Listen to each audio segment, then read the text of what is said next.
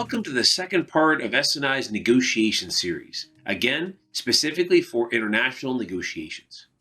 Today, I want to cover a specific aspect of negotiation, which people understand is important, but is generally not done very well: preparation. And so what I want to do is I want to give you an acronym that you can use the next time you prepare for an international negotiation. So, it's easy to remember because the acronym is PAID.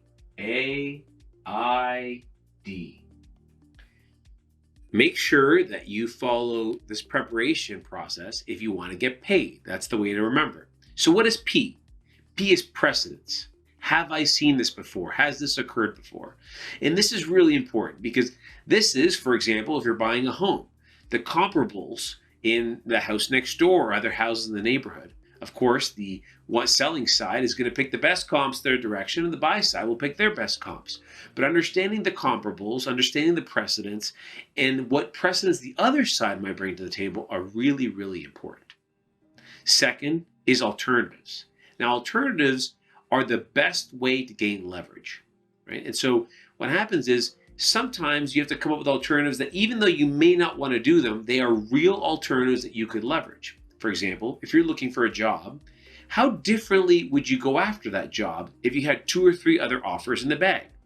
Now, that's hard to replicate that mindset, but might it make sense to go after a couple of jobs you think you can get in order to change, kind of give yourself some momentum and change your mindset going after that really lofty, ambitious job? Research would say yes. Next is interests. And so interests, it's really important to both understand truly your interests, which often people don't know, right? So interests should go deeper than just make the most amount of money. You might be selling your product or service. Your interest, is it really to make the most amount of money, or is it to get your foot in the door in a new market? Is it to develop relationships with a distributor that then might open up many other doors? What are the real interests that you have? Understanding those before you enter the negotiation table. And then, of course, what are the interests of the other party? In order to really negotiate as effectively as possible, you need to understand what the other party's interests are.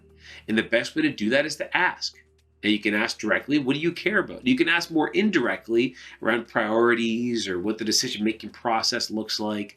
But it's really important to not make assumptions and to truly understand what their interests are. And then finally, D for deadline.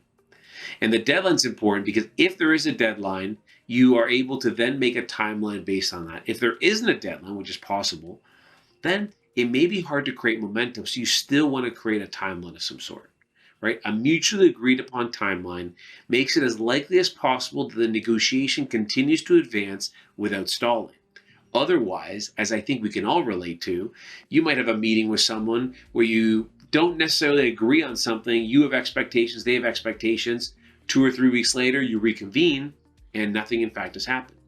If you set up a timeline where you both agree up front, and then you follow up after the meeting with this is the agreed upon timeline, and both of you collaborated on it, then it's much more likely to get done. So remember, preparation, PAID, and that will improve your success rate of your upcoming negotiations.